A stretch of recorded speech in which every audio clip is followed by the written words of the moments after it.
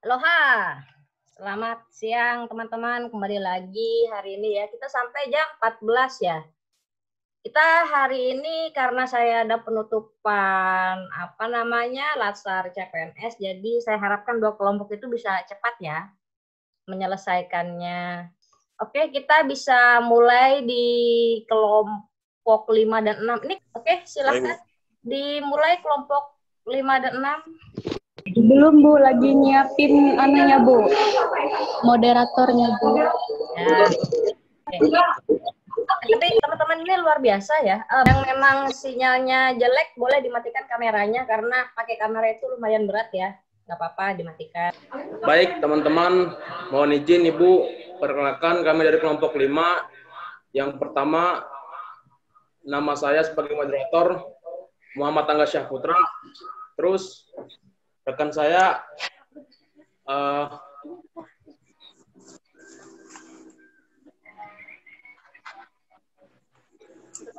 Agustran Talambu Buana, terus ada Claudia Okteriana Adelin, terus ada Julius Eka Harap, terus ada Rio Prianto, terus ada Yuniarsi Pratiwi. Mohon izin Ibu, kami akan menjelaskan tentang sistem perwakilan kepentingan.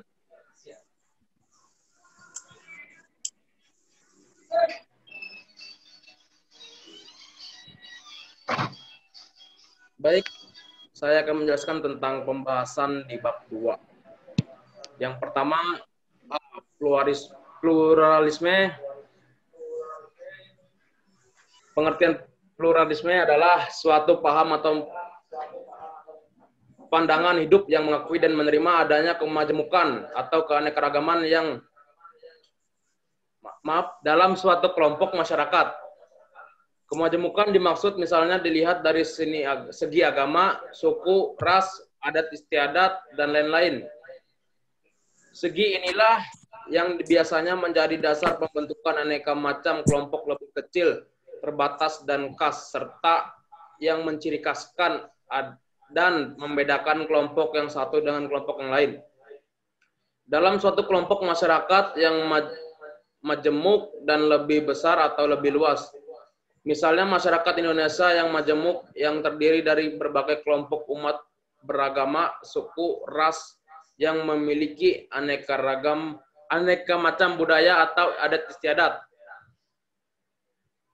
Begitu pula masyarakat Maluku yang majemuk atau masyarakat Aru yang majemuk. Menerima kemajemukan berarti menerima adanya perbedaan. Menerima perbedaan bukan berarti menyamaratakan atau tetapi justru mengakui bahwa ada hal-hal yang tidak sama. Menerima kemajemukan atau misalnya dalam bidang agama bukanlah berarti bahwa membuat penggabungan gado-gado di mana kekasan masing-masing terlebur atau hilang. Kemajemukan juga bukan berarti tercampur baur dalam satu atau frame atau adonan.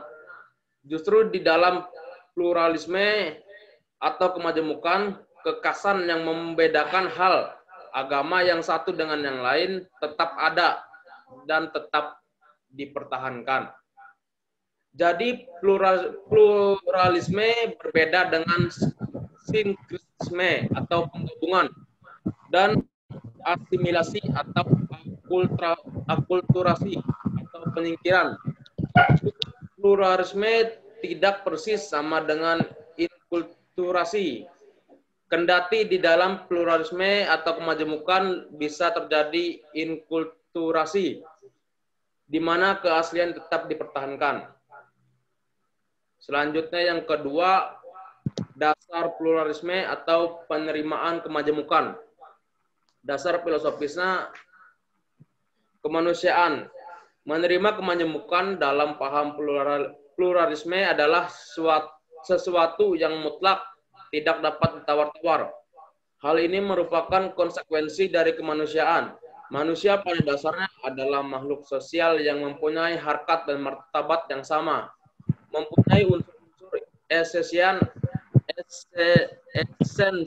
atau intisari, serta tujuan atau cita-cita hidup terdalam yang sama, yakni damai sejahtera lahir dan batin.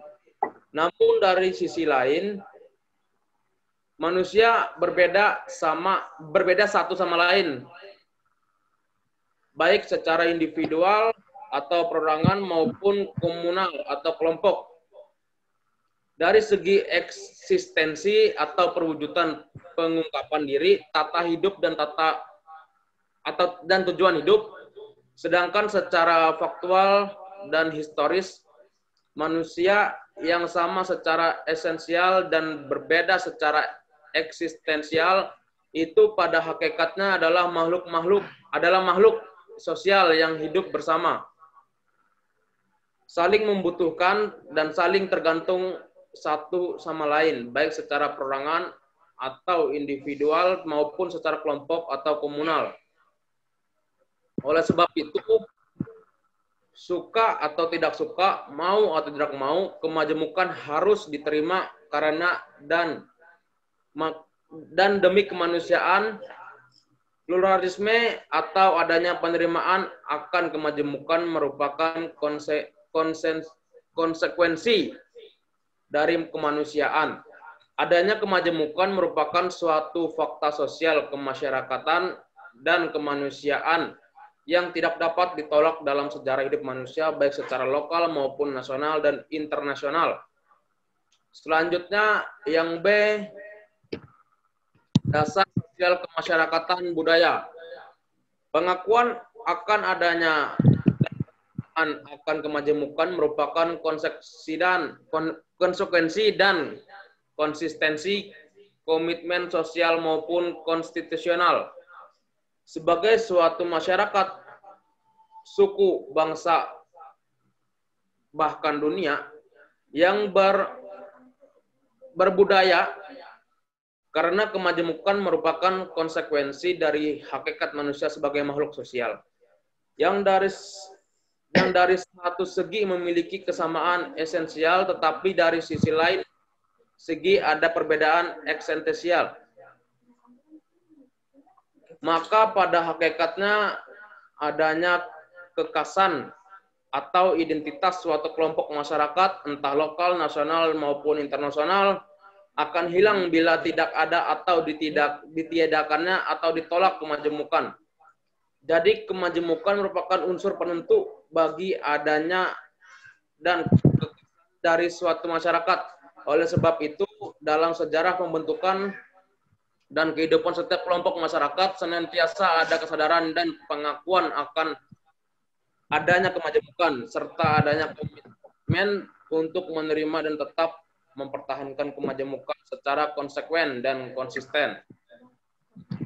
Karena sejarah perjuangan kehidupan masyarakat Indonesia, baik secara lokal maupun nasional, telah dicirikaskan dengan kesadaran akan adanya serta komitmen akan penerimaan kemajemukan secara konsekuen dan konsisten. Sumpah Pemuda serta berbagai macam perjuangan dan mempertahankan negara Indonesia dari masa ke masa merupakan fakta sejarah nasional bangsa Indonesia akan adanya komitmen untuk menerima dan mempertahankan kemajemukan masyarakat Indonesia. Begitu pula Pancasila, Undang-Undang Dasar Pancasila dan Undang-Undang Dasar 1945 mencerminkan kesadaran, komitmen, pandangan hidup serta sikap hidup yang sama. Pancasila dan Undang-Undang Dasar 1945 merupakan bukti konstitusional nasional tentang pluralisme di Indonesia. Selanjutnya, bagian C, dasar teologis. Dalam suatu masyarakat agamawi seperti masyarakat Indonesia, kendati ada berbagai macam agama yang berbeda dalam berbagai aspek atau unsur-unsurnya, namun kemajemukan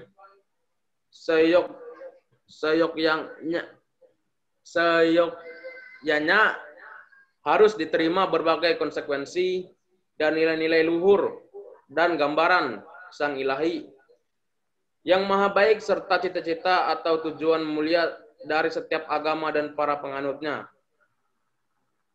Dari hasil kajian, misalnya oleh ilmu perbandingan perbandingan agama-agama, dapat kita ketahui bahwa dari satu segi adanya kesamaan.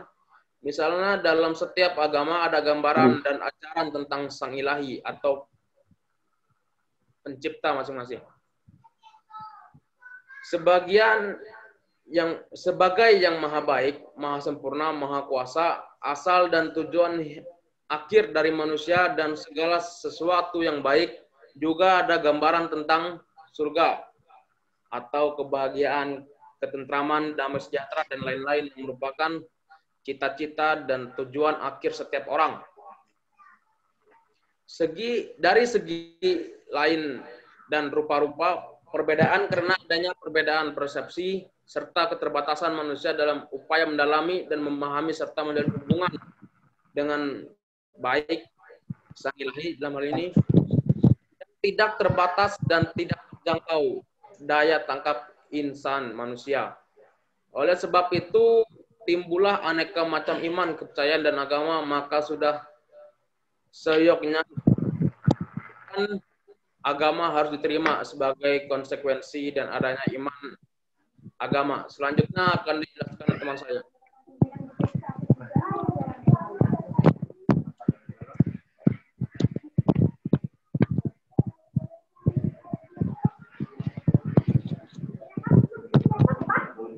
Baiklah, materi yang selanjutnya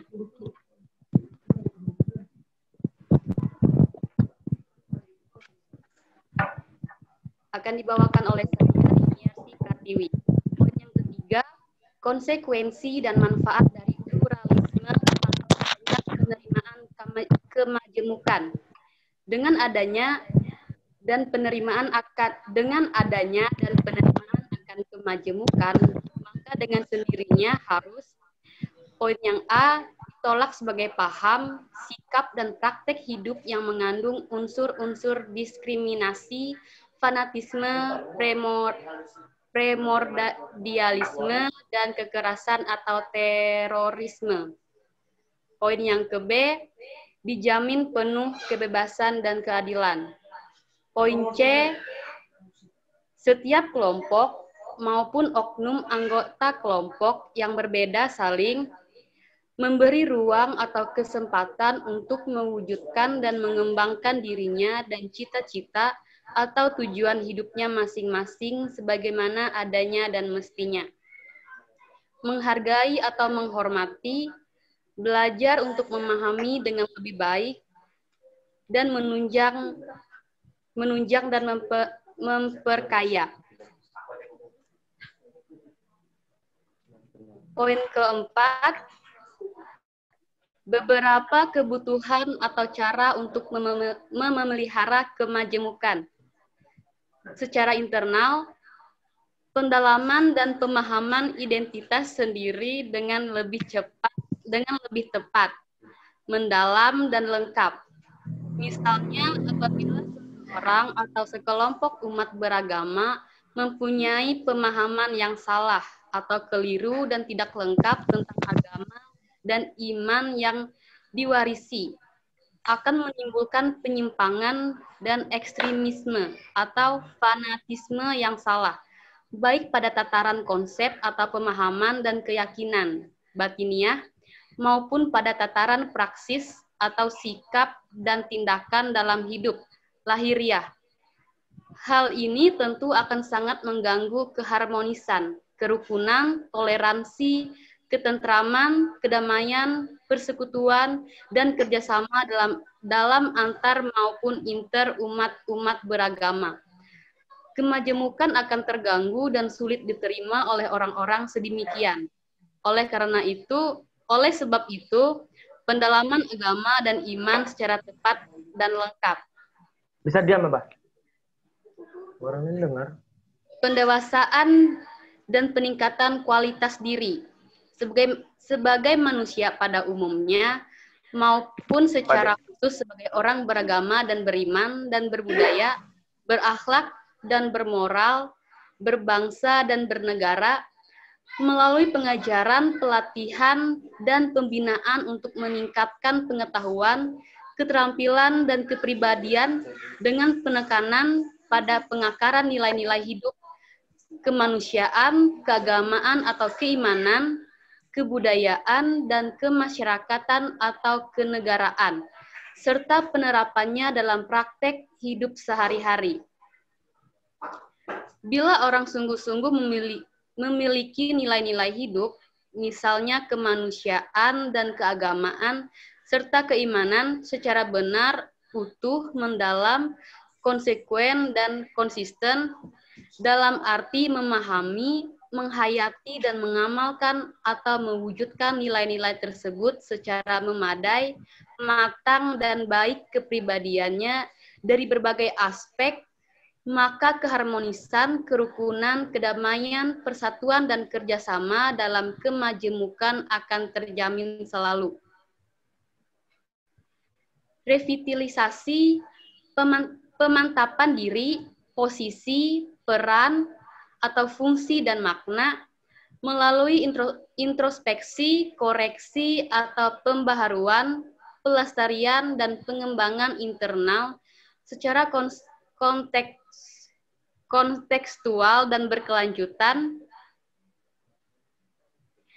sistem-sistem nilai dan praktek hidup seperti agama, adat istiadat, dan lain-lain pada dasarnya bersifat fungsional, kontekstual, dalam sejarah hidup manusia yang berubah dari masa ke masa. Oleh sebab itu, hal-hal tersebut yang membuat adanya kemajemukan dalam suatu masyarakat senantiasa perlu diteropongi secara kritis dari dalam, dikoreksi dan diperbarui, dilestarikan dan dikembangkan secara kontekstual, dan berkelanjutan seiring sejalan dengan perubahan zaman. Hal ini mutlak perlu agar sistem-sistem yang ada mempunyai tempat dan makna serta berdaya guna dalam kehidupan manusia secara memadai. Secara eksternal, yang poin A, pengenalan atau pendalaman dan pemahaman satu sama lain melalui dialog, komunikasi, keterbukaan, dan proses belajar timbul balik secara proporsional. Poin B, membangun hidup bersama yang rukun dan toleran dalam suasana persaudaraan lintas kelompok yang berbeda secara berkelanjutan. Poin C, menanamkan dan mengembangkan kejujuran, ketulusan, dan kepercayaan satu sama lain. Poin D, mencari dan mengembangkan bersama simpul kerukunan dan kesatuan dalam kemajemukan. Poin E, mengembangkan solidaritas sosial dan persaudaraan sejati lintas kelompok yang berbeda, agama, suku, ras, dan lain-lain dalam tindakan konkret atau praktek hidup yang nyata dan aktual. Poin F, membangun kerjasama lintas kelompok yang berbeda dalam bidang pendidikan, yaitu pengajaran, pelatihan, dan pembinaan formal maupun non-formal, ekonomi, sosial kreatif, sosial budaya, dan politik. Materi selanjutnya akan dibawakan oleh teman saya.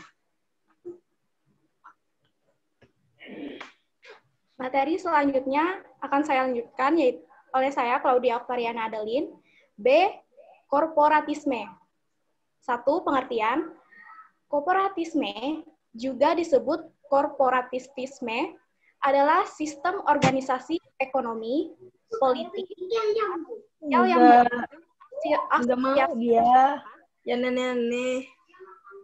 ke dalam beberapa kelompok korporasi,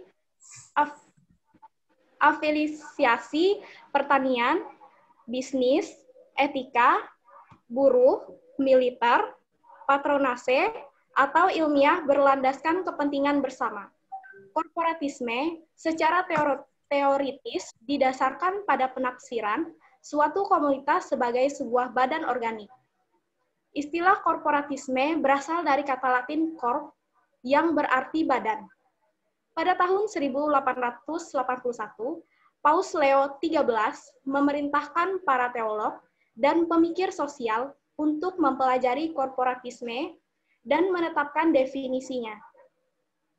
Pada tahun 1884 di Freiburg, komisi tersebut menyatakan bahwa korporatisme adalah sistem organisasi sosial yang memiliki dasar pengelompokan manusia menurut komunitas kepentingan alami dan fungsi sosialnya, dan sebagai organ sejati dan utama negara, mereka memerintahkan dan mengarahkan buruh dan modal demi kepentingan bersama.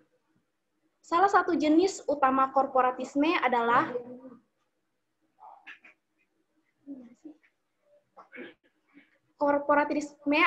tripartisme ekonomi yang melibatkan negosiasi antara kelompok kepentingan bisnis, buruh, dan negara untuk menetapkan kebijakan ekonomi.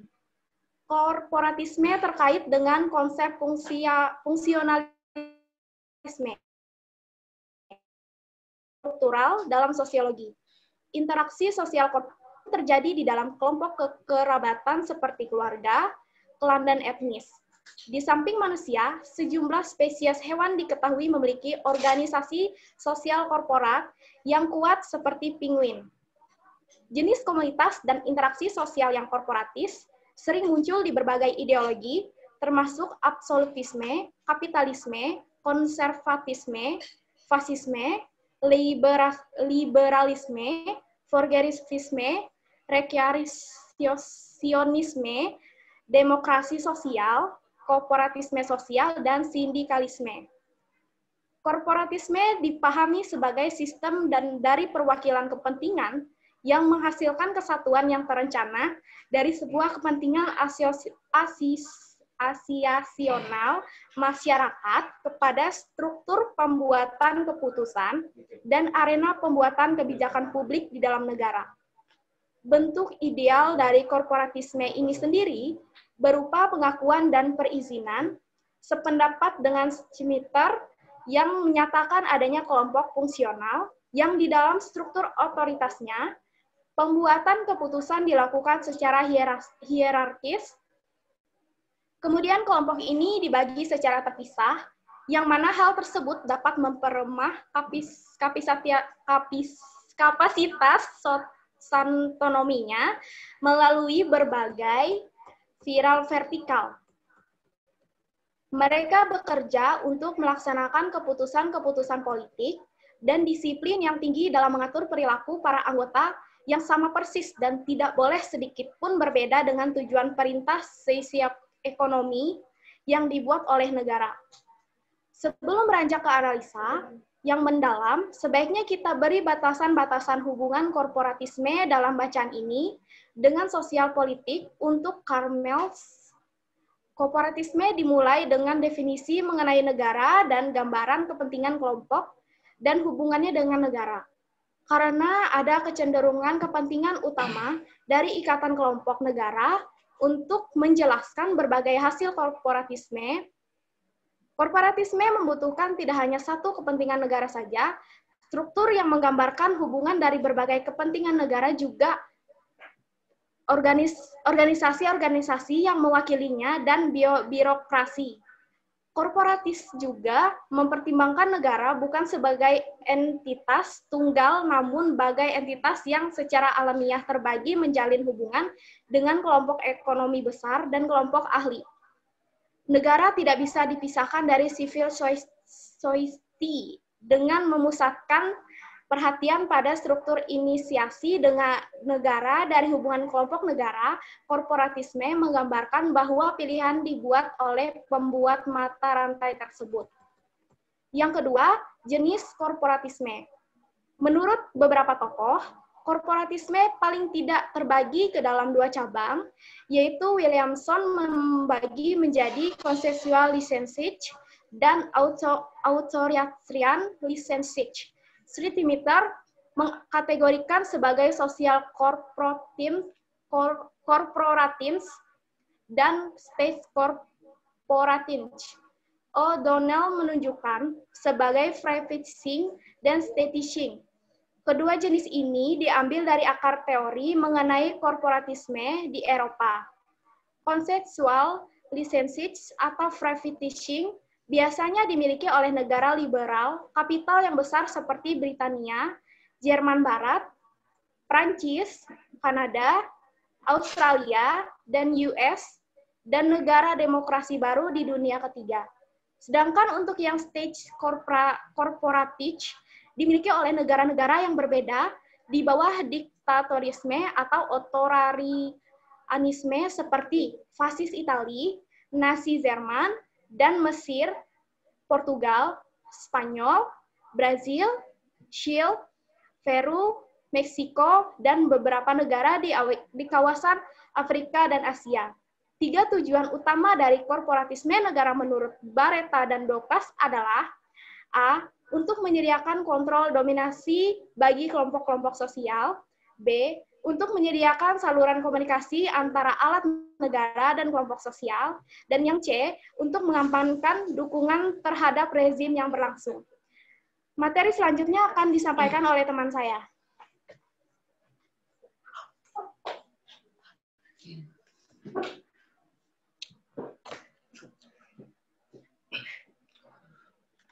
Materi akan saya lanjutkan.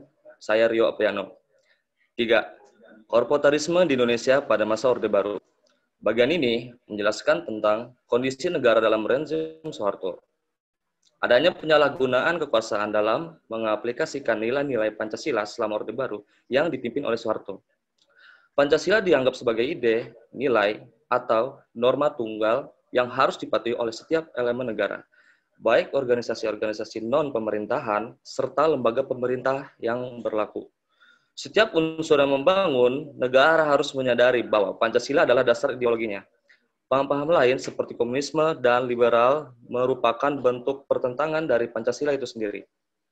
Sebagai contoh adalah selama tahun 1970, pemimpin negara memperkenalkan pendidikan moral Pancasila, PMP, dan pedoman pemahaman dan implementasi Pancasila, atau disingkat sebagai P4. Sebagai bentuk pendoktrinan, melalui pendidikan ini, pemimpin negara yang berkuasa berusaha untuk menanamkan dalam diri personal militer, PNS, guru, siswa, dan masyarakat yang lebih luas akan nilai-nilai utama yang terkandung dalam budaya politik resmi. Pendidikan ini menekankan apa yang disebut integralis, konsepsi hubungan negara masyarakat yang menempatkan penekanan besar pada kehidupan bermasyarakat, bernegara, berbangsa yang berharmonis. Peran militer dalam rezim Soeharto sangat berpengaruh dalam sistem politik dan pemerintah Indonesia pada saat itu. Militer berperan sebagai agen, pembawa doktrin dari ideologi penguasa untuk diajarkan kepada masyarakat secara luas. Militer berperan sebagai pembina dan pengawas kehidupan masyarakat. Sistem politik yang diterapkan Soeharto berusaha untuk membatasi kegiatan organisasi-organisasi yang berusaha melakukan perubahan, melanggengkan kekuasaan dengan manipulasi politik pemilu, menumbuhkan rasa loyalitas kepada Soeharto, dan membelenggu adanya pendapat, kritik, dan perbedaan argumen dalam upaya mengevaluasi sistem pemerintahan yang berkuasa. Soeharto sepanjang tahun 1970-an dan 1980-an, pada saat itu Soeharto berusaha untuk menetralisir oposisi politik Muslim. Selain itu, Soeharto juga mengembangkan inisiatif korporatis miliknya. Hal tersebut bertujuan untuk menangkap segmen target konstituen Muslim. Yang dimaksud konstituen Muslim di sini adalah seperti masjid, pengkhotbah, ulama, dan asosiasi perempuan ke dalam organisasi non-partai. Selain itu, rezim Soeharto juga mendirikan partai politik berorientasi Islam, yakni PPP. Menurut Porter, terdapat 4 organisasi yang menjadi organisasi puncak pada masa kepemimpinan Soeharto. Yang pertama adalah Majelis Ulama Indonesia. Yang kedua adalah Golkar. Ketiga adalah Dewan Dakwah Indonesia atau disingkat sebagai DDI. Dan yang terakhir Dewan Masjid Indonesia, DMI. Keempat organisasi tersebut didirikan pada 1970-an ketika Soeharto berusaha untuk mengkonsolidasikan kontrol korporatis tentang organisasi. Asosiasi-asosiasi korporataris yang terkait dengan pusat-pusat birokrasi, dalam birokrasi mereka diawasi oleh Departemen Dalam Negeri. Mereka juga dibentuk di setiap tingkat pemerintahan. Program yang dijalankan oleh asosiasi-asosiasi ini menekankan pada pentingnya bimbingan paternalistik kepada komunitas muslim guna mencapai hubungan negara bermasyarakat yang harmonis. Melalui organisasi korporatis, rezim dipromosikan sebagai Islam resmi yang sejalan dengan Pancasila yang bertujuan untuk pembangunan bangsa-bangsa, modernisasi serta industrialisasi. Dalam pembahasannya, Porter mengatakan bahwa masjid merupakan pusat aktivitas umat muslim. Selain itu, masjid juga digadang-gadang sebagai tempat dakwah Islam dan propaganda politik. Sehingga tidak heran bila masjid juga disebut sebagai tempat restrukturisasi politik. Selama masa Orde Baru, secara konsisten terdapat 3 tujuan dari inisiatif korporatis Soeharto. Yang pertama adalah mengkooptasi, fragmen, dan menetralisir Islam sebagai kekuatan politik otonom. Yang kedua adalah untuk mempertahankan pengawasan yang ketat dari kehidupan asosiasional Indonesia dan memastikan bahwa hal itu tetap dalam batas-batas negara. Yang ketiga adalah untuk mempengaruhi mobilisasi dukungan Muslim guna memperoleh kemenangan yang jelas. Golkar di pemilu 5 tahunan dan untuk membantu pemerintah dengan proyek-proyek pembangunan kritis. Khawatir akan adanya mobilisasi massa yang besar atas pengaruh golongan pelangi yang semakin kuat, rezim Soeharto memberlakukan cara yang lebih korsif kepada kelompok yang dianggap menentang pemerintah. Popularitas Megawati sebagai tertua Presiden Soekarno dan pemimpin Partai Demokrasi Indonesia, atau disingkat sebagai PDI, menjadi ancaman tersendiri bagi eksistensi rezim. Semakin seringnya penggunaan kekerasan untuk menyerang lawan politik ketika adanya demonstrasi massa yang biasa dilakukan oleh mahasiswa, pekerja, organisasi non-pemerintah, serta pendukung demokrasi, semakin mengindikasi bahwa rezim Soeharto bahkan tidak peduli dengan adanya hak asasi manusia. Meskipun begitu, Soeharto masih dengan prinsipnya menggunakan struktur korporatarisme untuk mempertahankan rezimnya. Gagalnya rezim Soeharto saat pra-reformasi antara tahun 1997 sampai 1998 dalam kaum, sehingga dengan kesadaran dalam masyarakat melihat sebagai tindak korupsi yang telah dilakukan Soeharto. Juga tidak demokratisnya sistem yang dibawakan Soeharto semasa pemerintahannya. Salah satu contohnya ialah pembentukan blokade secara politik dengan memberikan kota posisi pemerintah yang sangat besar bagi Partai Golkar. Dan bahkan dapat dikatakan juga kursi pemerintahan dikuasai Partai Golkar pada saat itu, lengsernya Soeharto pun masih belum menyelesaikan masalah begitu saja. Bakalnya kenaikan Habibie yang notabene merupakan anggota Partai Golkar, mendapat berbagai kecaman, salah satunya dari YKPK. Kepanjangannya adalah Yayasan Kerukunan Persaudaraan Kebangsaan, yang mana mengkhawatirkan kekuatan Golkar yang akan tetap mengakar dalam pemerintahan apabila partai masih memiliki dalam pemerintahan. Meskipun sebenarnya secara konstitusi, presiden yang turun pada masa pertengahan jabatannya harus digantikan oleh wakilnya. Memasuki periode akhir Orde Baru, muncul persaingan antara ICMI yang pro Habibie dan kubu militer yang anti Habibie. Panglima ABRI saat itu, Wiranto, dianggap sebagai salah satu ancaman terbesar bagi kepentingan Habibie dan ICMI. Persaingan ini sebenarnya merupakan salah satu bentuk politik pecah belah yang dijalankan oleh Soeharto untuk membatasi kekuatan kedua belah pihak yang memiliki potensi ancaman bagi pemerintahannya.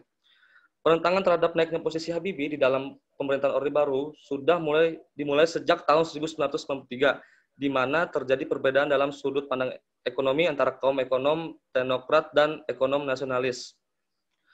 Memasuki era 1990-an, muncul kesadaran sosial yang melihat tentang politik pecah belah Soeharto. Hal ini membuktikan kesadaran di masyarakat agar melepaskan diri dari batasan kerangka berpikir korporatis yang mengotak-kotakan golongan sebagai bentuk politik pecah belah Soeharto. Pemerintah Soeharto sangatlah bergantung pada kendaraan politiknya Golkar. Monopoli serta pemerintah Soeharto yang otoriter menimbulkan keresahan publik dan dari masyarakat.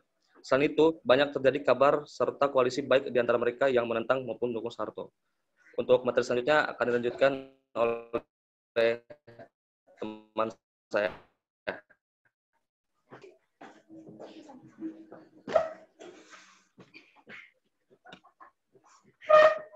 Ya, saya akan melanjutkan materi kami. atas nama Agus Rantalan Banua. Bagian C, kelompok kepentingan. 1. Pengertian. Kelompok kepentingan atau interest group adalah setiap organisasi yang berusaha mempengaruhi kebijaksanaan pemerintah tanpa berkehendak memperoleh jabatan publik, kecuali dalam keadaan luar biasa. Kelompok kepentingan tidak berusaha menguasai pengelolaan pemerintah secara langsung, sekalipun mungkin pemimpin-pemimpin atau anggotanya memenangkan kedudukan-kedudukan politik berdasarkan pemilihan umum. Kelompok kepentingan itu sendiri tidak dipandang sebagai organisasi yang menguasai pemerintah. 2. Bentuk artikulasi kepentingan. Bentuk artikulasi kepentingan yang paling umum di semua sistem politik adalah pengajuan permohonan secara individual kepada anggota Dewan Kota, parlemen, pejabat pemerintahan, atau dalam masyarakat tradisional kepada kepala desa atau ketua suku. 3. Jenis-jenis kelompok kepentingan. Kelompok kepentingan berbeda antara lain dalam hal struktur, gaya, sumber pembiayaan, dan basis dukungannya. Perbedaan ini sangat berpengaruh terhadap kehidupan politik, ekonomi, dan sosial suatu bangsa. Walaupun kelompok-kelompok kepentingan juga diorganisir berdasarkan keanggotaan, kesukuan, ras, etnis, agama, ataupun berdasarkan isu-isu kebijaksanaan. Kelompok kepentingan yang paling kuat, paling besar, dan secara finansial paling mampu adalah kelompok yang sehari-hari dan karir seseorang yang paling cepat dan paling langsung dipengaruhi oleh kebijaksanaan atau tindakan pemerintah. Karena itu, sebagian besar negara memiliki serikat buruh, himpunan pengusaha, kelompok petani, dan persatuan-persatuan dokter, advokat, insinyur, dan guru.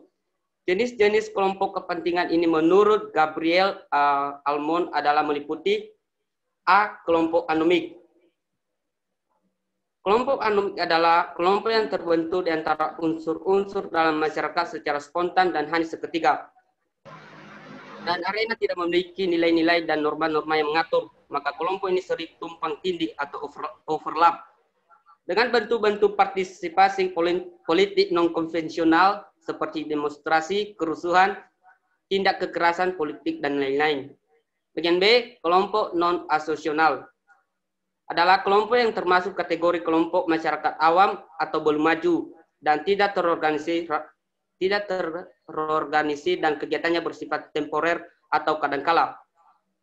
Wujud kelompok ini antara lain adalah kelompok keluarga, keturunan, etnik, regional, dan yang menyatakan kepentingan secara kadangkala melalui individu-individu, klik-klik, kepala keluarga, atau pemimpin agama.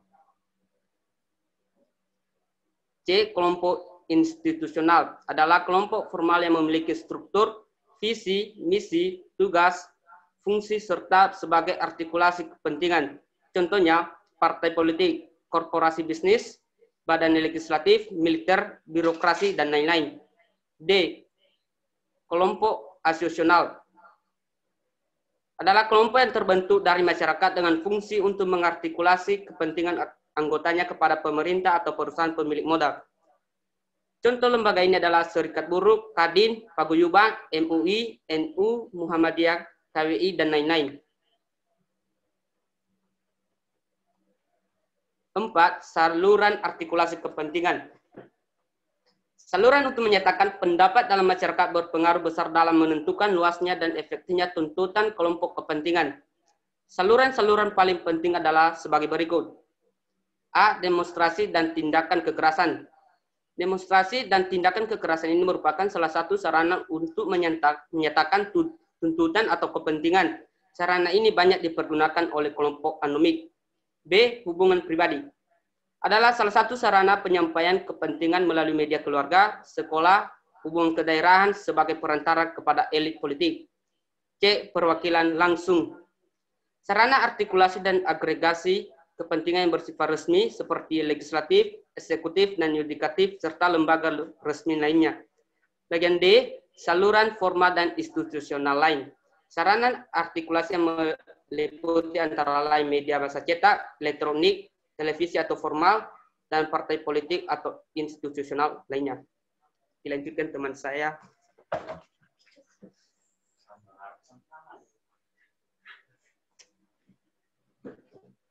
Saya akan melanjutkan materi. Nama saya Jalur Sekarap. 5. Efektivitas kelompok kepentingan. Faktor penting dalam menciptakan efektivitas kelompok kepentingan adalah kemampuan untuk mengerahkan dukungan atau support, tenaga, dan sumber daya anggotanya. 6. Tujuan interest group atau kelompok kepentingan. Tujuan yang didirikannya lembaga interest group ini adalah A. Untuk melindungi kepentingannya dari adanya dominasi dan penyelewengan oleh pemerintah atau negara. B. Untuk menjadi wadah bagi pemberdayaan masyarakat dalam kehidupannya. C. Untuk menjadi wadah pengawasan dan pengamatan terhadap pelaksanaan tugas dan fungsi pemerintah dan negara. D. Untuk menjadi wadah kajian dan analisis bagi aspek-aspek pembangunan nasional dalam semua bidang kehidupan. 7. Sifat interest group atau kelompok kepentingan. Sifat lembaga ini antara lain adalah sebagai independen, artinya bahwa dalam menjalankan visi misi, tujuan, program, sasaran, dan lain-lainnya dilakukan secara bebas dengan tanpa ada intervensi pihak lain. B. Netral, artinya bahwa dalam menjalankan eksistensinya tidak tergantung pada pihak lain. C. Kritis, artinya bahwa dalam menjalankan eksistensinya dilakukan dengan berdasarkan pada data, fakta, dan analisis yang mendalam yang dilakukan dan metode teknis analisis yang sahih. D. Mandiri, artinya bahwa dalam menjalankan eksistensinya dilakukan dengan konsep dari, oleh, dan untuk masyarakat itu sendiri yang ditujukan bagi kesejahteraan masyarakat luas. 8. Klasifikasi kelompok kepentingan atau interest group. Menurut realitas sosial yang ada di Indonesia, interest group dapat diklasifikasi menurut organisasi kemasyarakatan yang ditinjau dari aspek agama, sosial budaya, kemasyarakatan, kepemudaan, profesi, kewanitaan, dan kependidikan. A. Organisasi kemasyarakatan adalah organisasi yang anggotanya meliputi anggota masyarakat memiliki ideologi, garis perjuangan atau platform, serta komitmen yang sama dalam mencapai tujuan yang sama pula. Jenis organisasi ini adalah antara lain MKGR atau Musyawarah Kekeluargaan Gotong Royong, Kosgoro, Soksi, dan lain-lain. B. Organisasi kemasyarakatan berdasarkan agama. Organisasi ini adalah didirikan untuk mengartikulasi kepentingan masyarakat atau komunitas agama terhadap masyarakat, bangsa, dan negara yang berkaitan dengan perlindungan dan kesejahteraannya.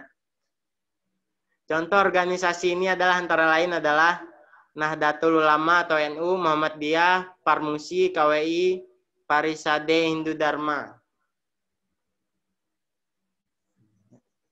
C. Organisasi kemasyarakatan berdasarkan kepemudaan. Organisasi ini adalah didirikan untuk mengartikulasi kepentingan masyarakat atau komunitas agama terhadap masyarakat, bangsa, dan negara yang berkaitan dengan perlindungan dan kesejahteraannya. Contoh organisasi ini adalah antara lain adalah KNPI, Komite Pemuda Nasional Indonesia, PII, Pelajar Islam Indonesia, HMI, Himpunan Mahasiswa Islam Indonesia. D. Organisasi berdasarkan sosial kedaerahan.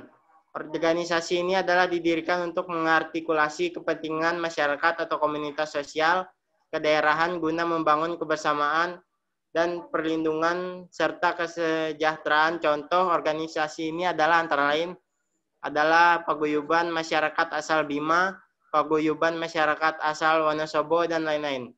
E. Organisasi berdasarkan profesi. Organisasi ini adalah didirikan untuk mengartikulasi kepentingan masyarakat atau komunitas sesama profesi guna membangun kebersamaan, perlindungan, serta kesejahteraan. Contoh organisasi ini adalah antara lain Aliansi Jurnalistik Indonesia atau AJI, Perhumas, Persatuan Wartawan Indonesia atau PWI, Ikatan Sarjana Komunikasi Indonesia atau ISKI, Forum Rektor Indonesia atau VRI. Baca.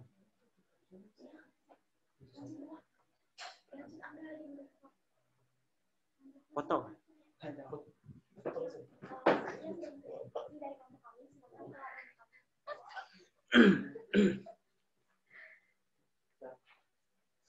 Baik, sekian dari kelompok kami. Sekarang kami akan membuka sesi tanya jawab. Dipersilakan bagi teman-teman yang ingin bertanya. Ya, saya ingin bertanya. Oh, sebentar. Kami akan mencatat pertanyaan dulu. Kami menyiapkan untuk mencatat.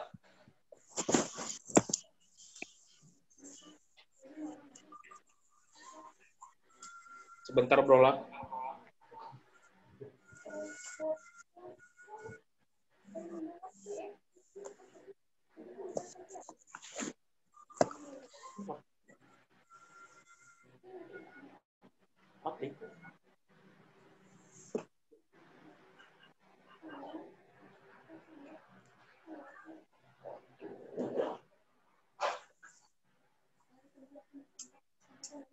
Maaf, tunggu waktu sebentar lah.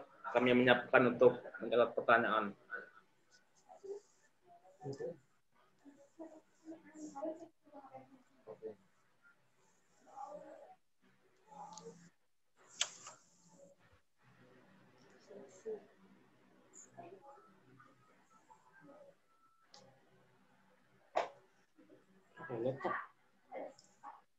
Ya, Alam, silahkan bertanya. Ya, terima kasih. Perkenalkan, nama saya Absalom Situmorang dari kelompok 2. Saya ingin bertanya, bagaimana sih sistem ekonomi politik yang ada di Indonesia itu? Ulangi, boleh diulangi, teman? Bagaimana sistem ekonomi politik yang ada di Indonesia? Iya. Selanjutnya, pertanyaan kedua kami persilahkan. Saya ingin bertanya. Oke, Agnes Monica ingin tanya, silahkan. Ya, saya ingin bertanya di bagian B tadi. Jelaskan mengapa penguin dikatakan sebagai hewan yang memiliki organisasi sosial korporat yang kuat. Saya. Ini kasih kesempatan. Menghemat waktu ini. Saya nggak pernah tanya. Moderator. Oke, silakan. Masih semangat nanya, biarin aja itu. 9, 12. Hah? Apa alasan Soeharto berusaha untuk menetralisir oposisi politik Muslim? Dan apa sisi positif dan negatif terjadinya menetralisir oposisi politik Muslim tersebut? Saya ulangi. Ulangi secara perlahan. Apa alasan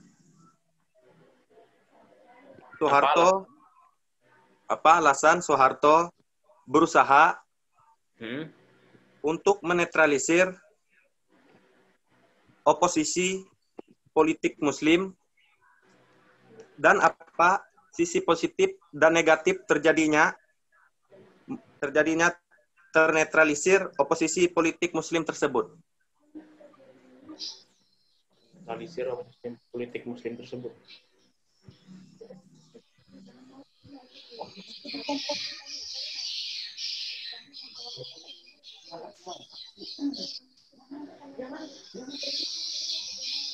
Oke,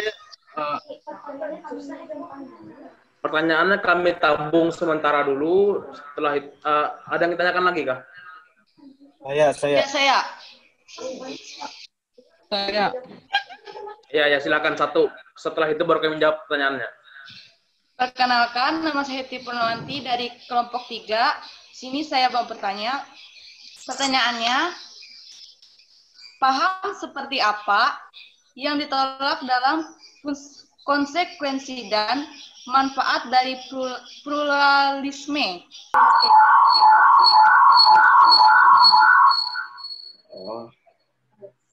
Bulan kah? Baik, saya akan menjawab pertanyaan nomor 4.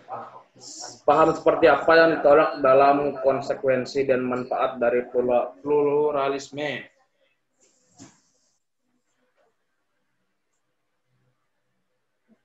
Saya akan bacakan tentang manfaat dari pluralisme dulu. Manfaatnya yang pertama, membangkitkan sifat saling menghargai antar satu dengan yang lain. Terus dapat mengembangkan kultur, tradisi, dan kepercayaan yang diyakini oleh masing-masing individu. Selanjutnya, meningkatkan kualitas yang dimiliki oleh sumber daya manusia.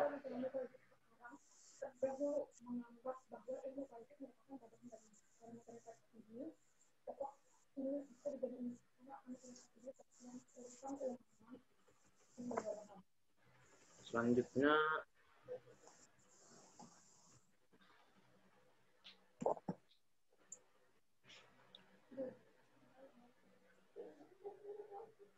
paham seperti apa yang ditolak dalam konsekuensi dan manfaat. Paham yang ditolak yaitu berbagai paham, sikap dan praktek hidup yang mengandung unsur-unsur diskriminasi, fanatisme, premordalisme, dan kekerasan atau terorisme. Itu paham-paham yang ditolak dalam konsekuensi dan manfaat dari pluralisme. Itu paham yang ditolak. Yang pertanyaan nomor 4 bisa diterima? Ya, bisa. Terima kasih. Oke, terima kasih. Selanjutnya, kami mencari jawaban.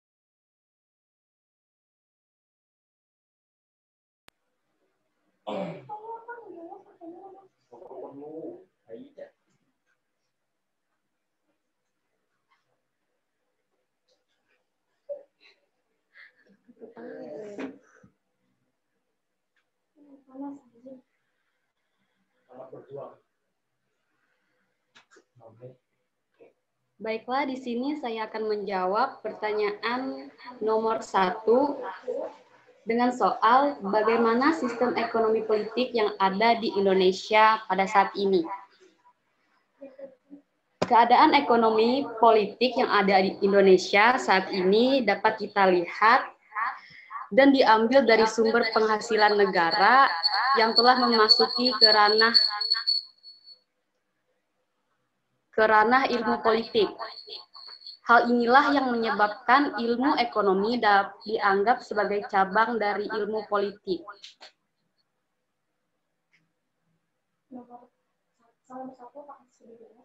Untuk soal nomor 1, apakah jawabannya dapat diterima? Gimana tadi, kurang jelas suaranya? Sistem ekonomi politik bisa dilihat dari sumber. Sistem ekonomi politik dapat dilihat dari sumber penghasilan negara yang telah memasuki ke ranah ilmu politik. Hal inilah yang menyebabkan ilmu ekonomi dianggap sebagai cabang dari ilmu politik. Apakah bisa diterima jawabannya? Ya, sangat diterima. Terima kasih atas jawabannya. Ya, sama-sama. Ini jawab no I love you. Nggak berpanjang masalah. Bentar.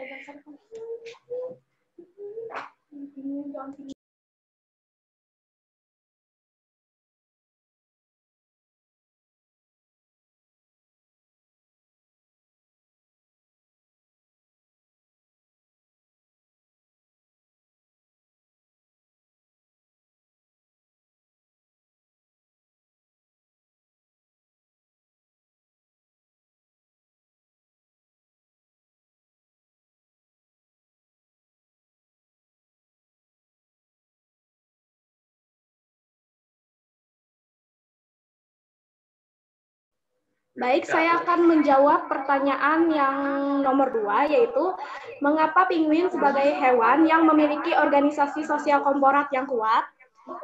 Jawabannya, karena penguin memiliki interaksi sosial korporat dalam kekeluargaan atau kerabat. Mana sih penguinnya? Bentar. Ini sedih.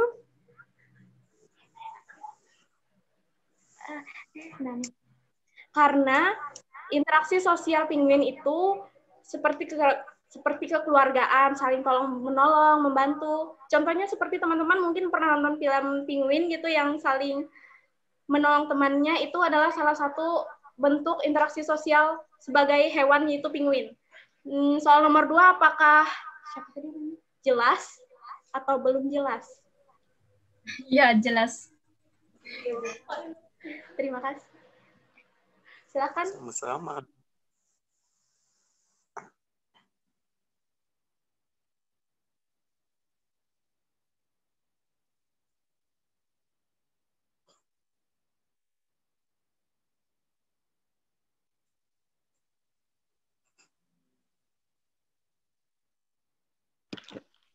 Saya akan menjawab pertanyaan dari nomor 3.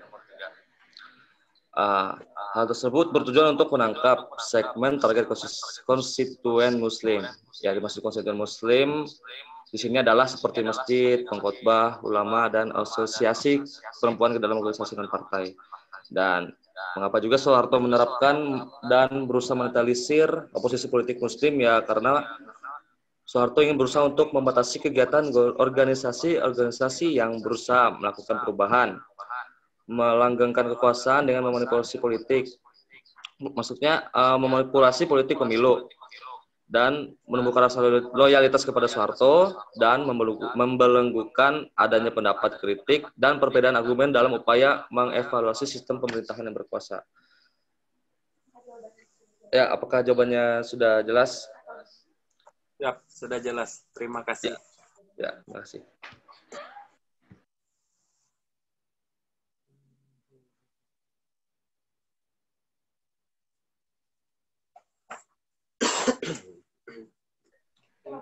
Baik, sekian dari kelompok kami. Mohon maaf bila ada kurang jelas atau salah kata, dan mohon untuk dimaklumi. Kami ucapkan atas partisipasinya serta dukungannya. Terima kasih dan selamat siang.